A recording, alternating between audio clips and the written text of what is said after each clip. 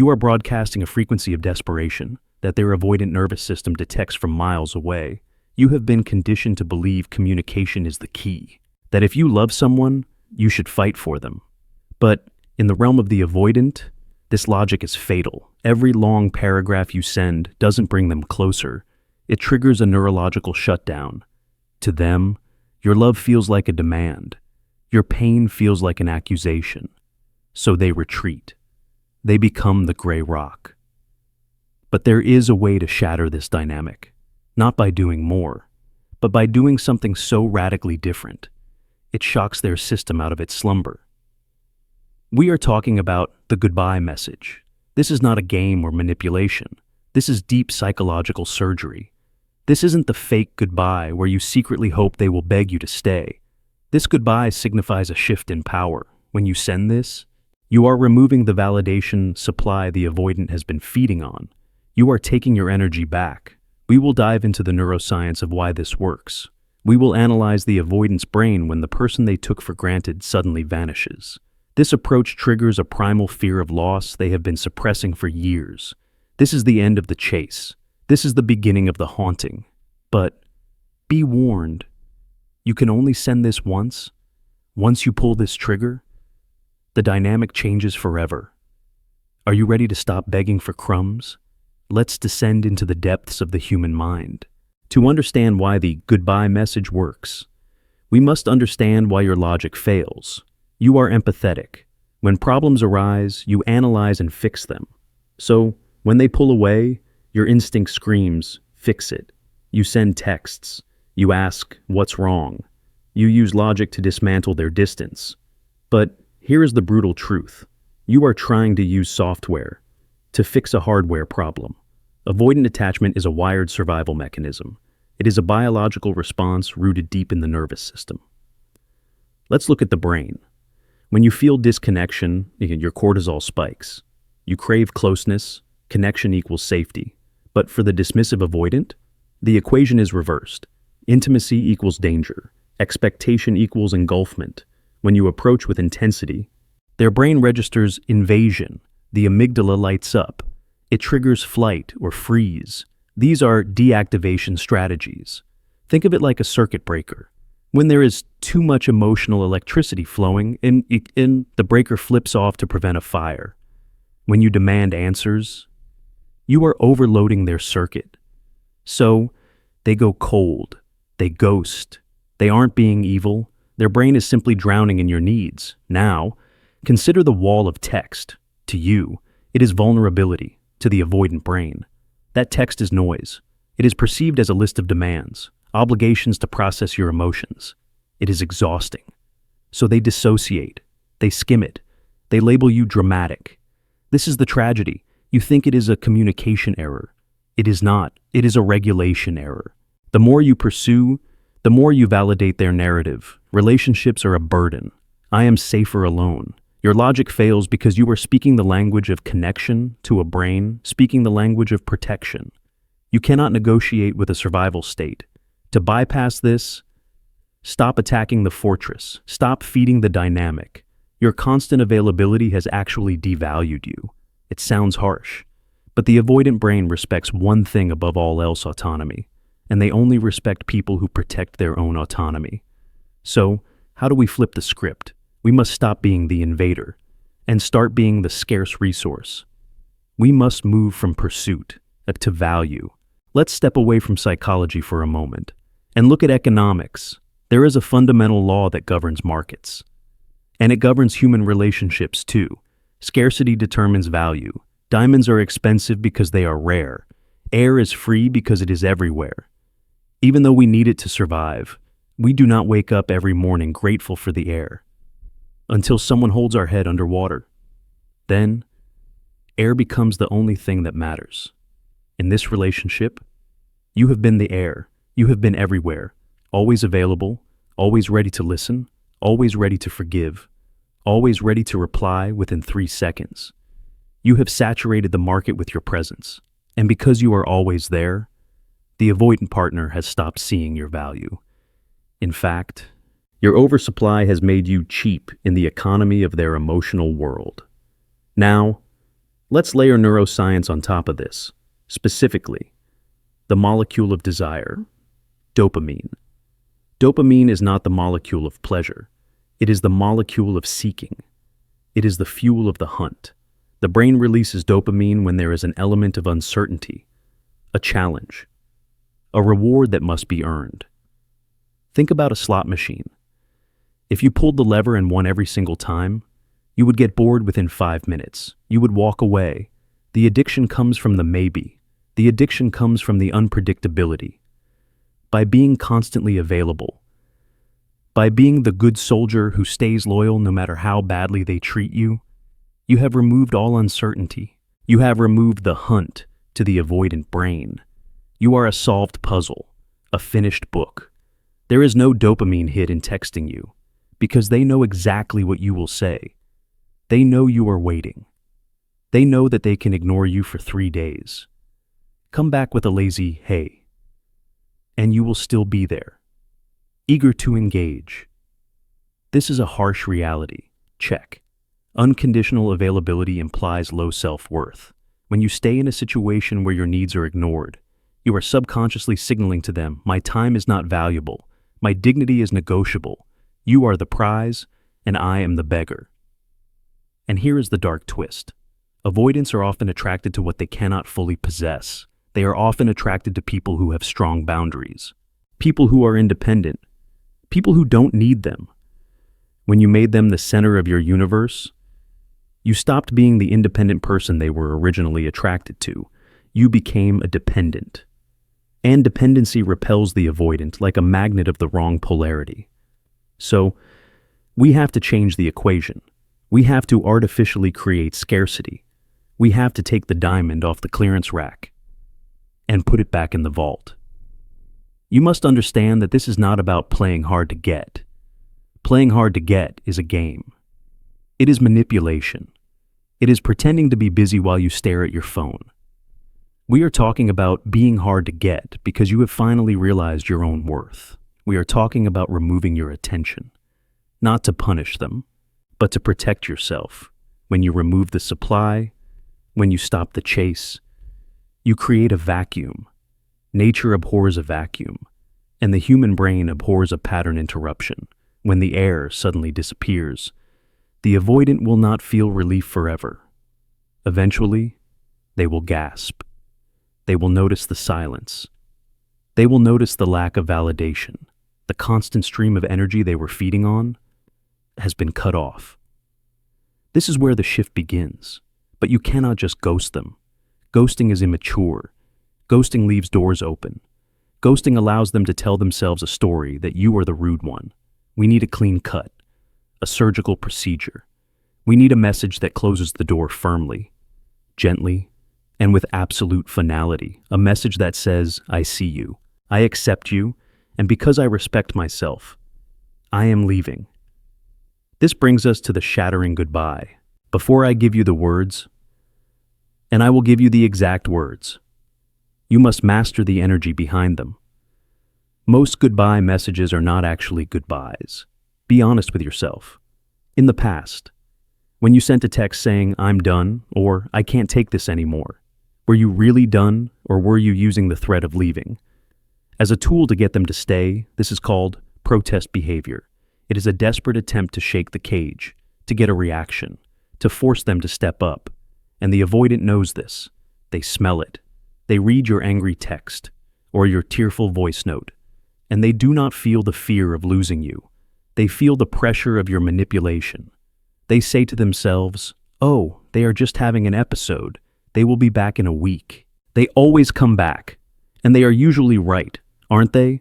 The shattering goodbye is different. It shatters them because it breaks the pattern. It shatters the predictability. It shatters the image of you as the waiting, needy partner. To achieve this, the message must contain 3 specific psychological components. If you miss one of these, the message fails. Component 1, no blame. When an avoidant pulls away, they expect you to be angry. They expect you to call them selfish, cold, or emotionally unavailable. They have their armor on, ready for your arrows. But what happens when you don't shoot an arrow? What happens when you walk up to the castle? and simply lay down your sword. When you remove the blame, you render their armor useless.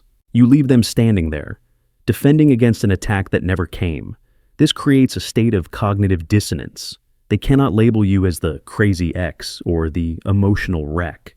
It forces them to look at their own behavior, because there is no one else to blame. Component 2. No demand. This is the hardest part for the anxious brain. Usually, our messages have a hidden hook, a call to action. I'm leaving unless you change. Call me if you want to fix this. These are demands. And demands trigger the avoidance autonomy alarm. The shattering goodbye asks for nothing. Absolutely nothing. It does not ask for a reply. It does not ask for closure. It does not ask for a final meeting. It effectively communicates, I am not negotiating. The negotiation is over. The shop is closed. When you ask for nothing, you suddenly become incredibly powerful. You become a person who sources their validation from within, not from them. Component 3. No drama. The tone must be clinical, calm, almost boring. Drama feeds the ego. Even negative attention is attention. If you write a 10-page letter about your heartbreak, you are feeding their ego. You are showing them how much power they have over your emotional state. The shattering goodbye is short. It is neutral. It implies, I have accepted reality. I am not devastated. I am simply moving on. This leads us to the core mechanism of this strategy. Radical acceptance. Radical acceptance is not about liking the situation. It is about acknowledging the facts without fighting them. The avoidant is used to you trying to change them, trying to fix them, trying to love them into safety. When you stop trying to change them and simply accept that they cannot meet your needs, you do something terrifying. You validate their fear that they are broken, while simultaneously proving that you are strong enough to walk away from it. You mirror back to them, I see who you are. And sadly, who you are is not enough for me. You don't say those exact words. That would be cruel. But the energy of the message screams it. It flips the script from, am I good enough for you, to, you are not capable enough for me. This is the psychological surgery. We are cutting out the hope that keeps you sick, and we are stitching up the wound with self-respect. Now, are you ready for the template? Are you ready to see the words that will haunt them in the silence of their own home? Here we are, the moment of truth. I am going to give you the template now, but I need you to promise me something. Do not add to it. Do not subtract from it. Do not add an emoji. Do not add a PS saying, I love you. Every single word in this message has been chosen for a specific psychological purpose. If you dilute it, you destroy it. You send this via text, not a voice note, not a phone call, not a letter left on their doorstep. A text message is the medium of the avoidant. It is low pressure. It is how they communicate. So we will speak their language. One last time, here is the message. Pause. Hey, name. I've been doing some thinking lately. I've realized that our needs for connection are fundamentally different. I don't want either of us to feel like we have to compromise who we are to make this work. So, I've decided to step away to find what I'm looking for. I truly appreciate the time we shared, and I wish you nothing but the best. Take care. That's it. 62 words. It looks simple, doesn't it? It looks polite. But let's put this message under the microscope. Let's dissect it line by line to understand why this is a neurological weapon. Line 1, I've been doing some thinking lately. Why start here? Because it signals that this is a prefrontal cortex decision. This isn't an impulsive reaction to them ignoring you for 3 hours. This isn't an emotional outburst triggered by wine and loneliness at 2 a.m. This tells them, I am calm, I am rational, I am making a logical executive decision. It immediately commands respect. Line 2. I've realized that our needs for connection are fundamentally different. This is the masterstroke. Notice what is missing. Blame. You are not saying you are cold, you are distant. You are broken. You are simply stating a fact, a data point. You like space, I like closeness. We are different. By validating their need for distance, you instantly disarm their defense mechanisms. They cannot argue with you. They cannot get defensive. You have just agreed with them. You have effectively said, "You are right to be who you are." This prevents them from painting you as the villain. Line 3. I don't want either of us to feel like we have to compromise who we are. This frames the breakup as an act of benevolence. You are doing this for them as much as for you. You are taking the moral high ground. You are showing high emotional intelligence. The avoidant often feels guilty deep down that they cannot give you what you want. This sentence releases them from that guilt, which paradoxically makes them miss you more. Line 4. So, I've decided to step away to find what I'm looking for. This is the knife. This is the moment the heart stops. To find what I'm looking for. This implies that you are going back into the market. It implies that what you want exists, just not with them. It implies that you are going to give your love, your attention, your validation to someone else, someone who can afford it. This triggers the latent fear of abandonment. Even avoidants have this fear. They just bury it under layers of independence by saying you are going to find it elsewhere. You trigger a primal competitive instinct. You are no longer their safety net. You are a free agent. Line 5. I truly appreciate the time we shared, and I wish you nothing but the best. Take care. The clean exit. No bitterness. No, I hope you rot. No, you'll never find anyone like me. Just class. When you wish them well with a genuine sincerity, it confuses them. It signals, I am not hurt. I am not destroyed. I am whole without you. Nothing is more attractive and more haunting to an avoidant than a partner who is genuinely okay without them. This message is a ghost. It walks through their walls. It plants a seed of doubt in their mind that will grow for weeks, but you must be prepared for what happens next. Because once you hit send, the silence that follows will be deafening, and your brain will try to trick you into undoing it. We need to talk about the timeline. We need to talk about the regret curve. You have pressed send, the message is delivered, and now you wait. This is the most dangerous part of the process for you. Because your anxious attachment style works on a timeline of minutes. You want a reaction now. You want them to call you crying now. You want them to drive to your house now. But remember, the avoidant brain operates on a completely different time zone. If the anxious brain is a Ferrari, 0 to 60 in 3 seconds. The avoidant brain is a freight train. It takes miles to slow down and miles to turn around. You need to understand the timeline of regret. You need to know exactly what is happening inside their skull, so you don't panic and break the silence. Phase 1, the relief days, 0 to 14.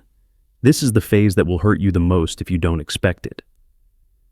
Immediately after you send that message, they will not feel sad. They will not feel regret. They will feel relief. I am sorry, but this is the truth. For the last few months, they have felt suffocated by the pressure of the relationship. They have felt the weight of your expectations. When you send that goodbye text, it is like someone took a heavy backpack off their shoulders. Their cortisol levels drop. Their nervous system returns to homeostasis. They might go out with friends. They might dive into their hobbies. They might post happy photos on Instagram. If you watch them during this phase, you will think, my God, they never loved me. They don't care at all. You are wrong. They are not indifferent. They are simply intoxicated by their regained autonomy. They are enjoying the high of having their space back. Do not interrupt this phase. If you reach out now, you validate that you are still needy. Let them have their relief. Let them think they won. Phase 2. The curiosity weeks, 3 to 6. This is where the shift begins, usually in the past. This is the point where you would have cracked. This is when you would have sent a just checking in text. But this time, you don't. The silence stretches on. The relief starts to wear off. The dopamine of freedom is fading, and a new question starts to creep into their mind. Why haven't they contacted me? The avoidant is used to being pursued. They derive a sense of safety from knowing that you are waiting in the wings, but the seats are empty. The audience has left the building. They start to feel a bruise on their ego. Did they really mean it? Did they find someone else? Was I that easy to leave? They might start watching your stories. They might ask mutual friends about you. They are no longer feeling relief. They are feeling doubt.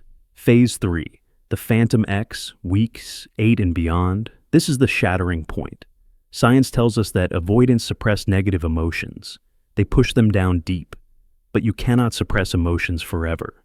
Around the 2-month mark, the deactivation strategies begin to fail. The brain stops focusing on the negative aspects of the relationship, the pressure, the fights, and starts to focus on the positive aspects, the laughter, the connection, the safety. This is a phenomenon known as the Phantom X. Now that you are gone, now that you are effectively out of reach, you become safe again. Because you are no longer demanding anything from them. They are allowed to miss you. The distance you created is the very thing that allows their attachment system to reactivate. They start to remember how you made them feel. They start to realize that the grass is not greener on the other side. It's just lonely. They realize that the autonomy they fought so hard for is actually just isolation. This is when the regret hits. It hits hard, and it hits in waves. But here is the catch. Even when they feel this regret, they might still do nothing. Why?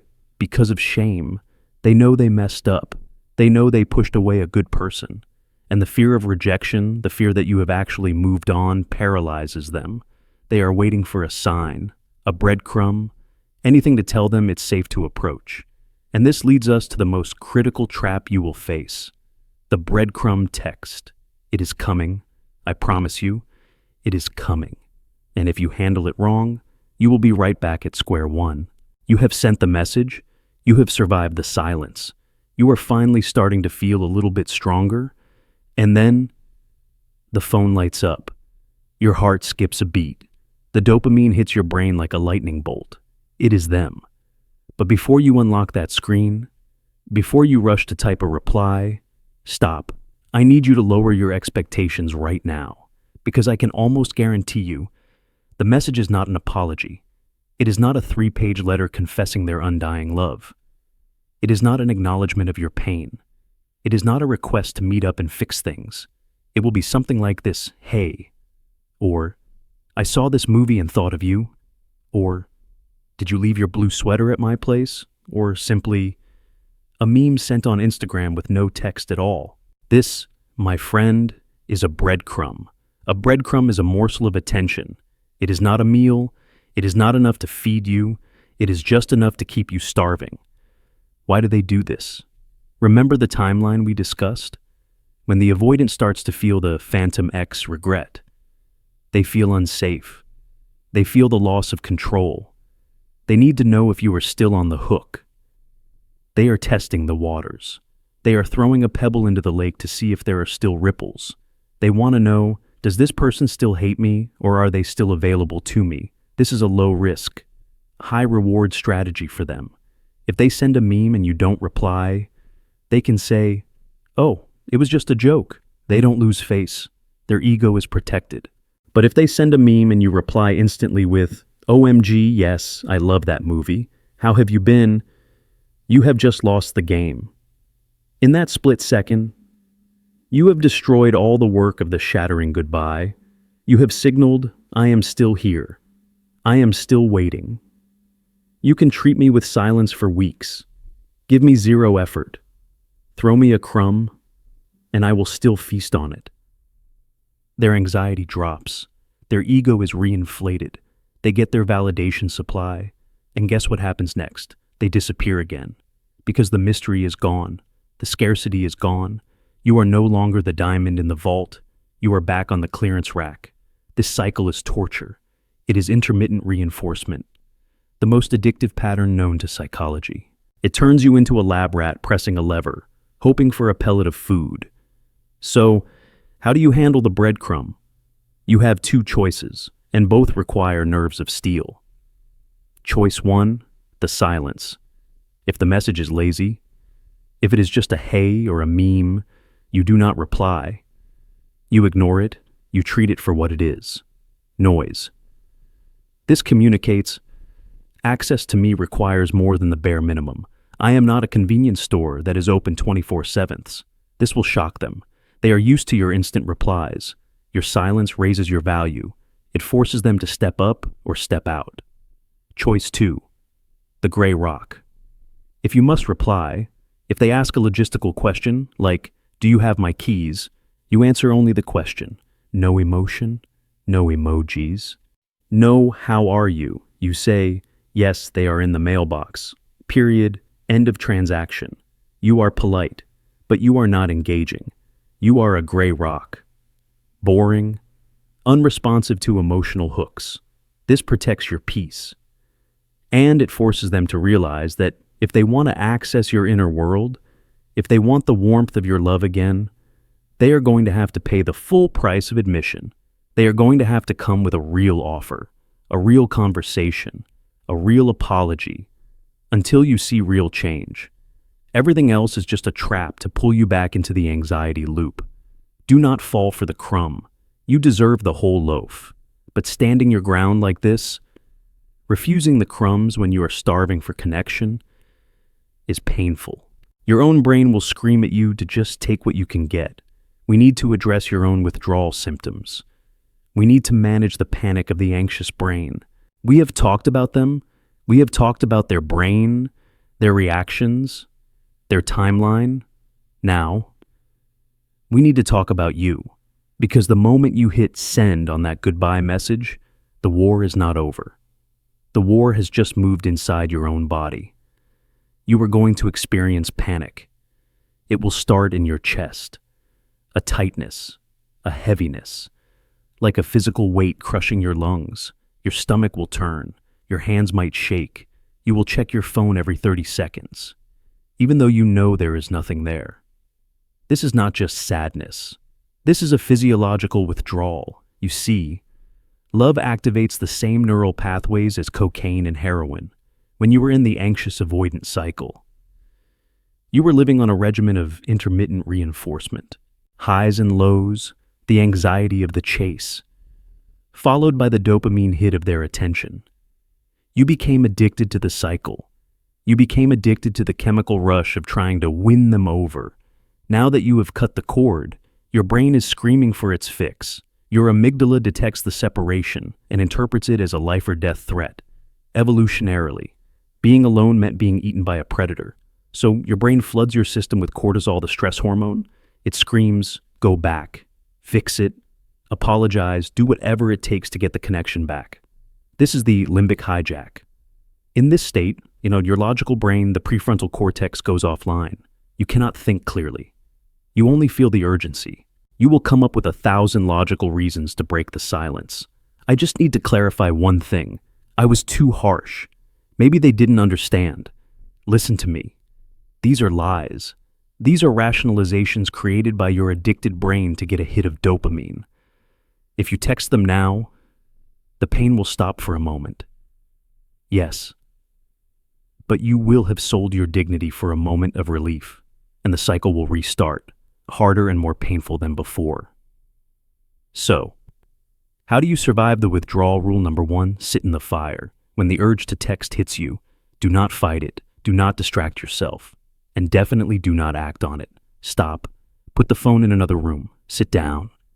Close your eyes. Locate the feeling in your body. Is it a knot in your stomach? Is it a burning in your throat? Focus all your attention on that physical sensation. Describe it to yourself. It feels like a heavy rock. It feels like fire. Breathe into it. Say to yourself, "I am willing to feel this. This sensation cannot kill me. It is just energy." This is called somatic processing. By feeling the sensation without acting on it, you are teaching your nervous system a new baseline. You are teaching your inner child that you can survive the discomfort of being alone. Rule number 2, be your own parent. The anxious attacher is essentially a child crying out for a parent to soothe them.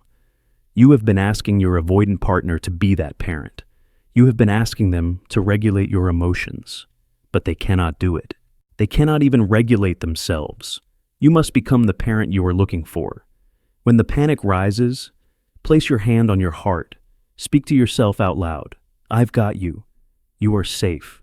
We are not going back to the breadcrumbs. We are waiting for the feast. I am not leaving you. Rule number 3, the 24-hour rule. Make a contract with yourself. If you feel like you must send a text, wait 24 hours, write the text in your notes app, but do not send it. I promise you, in 24 hours, the chemical storm will pass, your logic will return, and you will read that draft in your notes and think, thank God I didn't send that. This pain you are feeling right now, it is not a sign that you made a mistake. It is the feeling of the trauma bond breaking. It is the feeling of your dignity returning. It is the feeling of you. Finally, choosing yourself. It hurts. I know it hurts, but it is the pain of surgery, not the pain of the disease. You are healing. Keep walking. Do not look back. We are almost at the end. Let's bring this home. We have reached the end of this journey. We have dissected the brain. We have analyzed the chemicals. We have mapped out the strategy of silence. But before you go, I need you to understand the most important truth of all, the goodbye message. This shattering text we have crafted together was never really about them. I know, in the back of your mind, there is a hope that this message will be the magic key, the key that unlocks their heart, the key that brings them running back to you, changed, evolved, and ready to love you the way you deserve. And maybe it will, by removing your attention,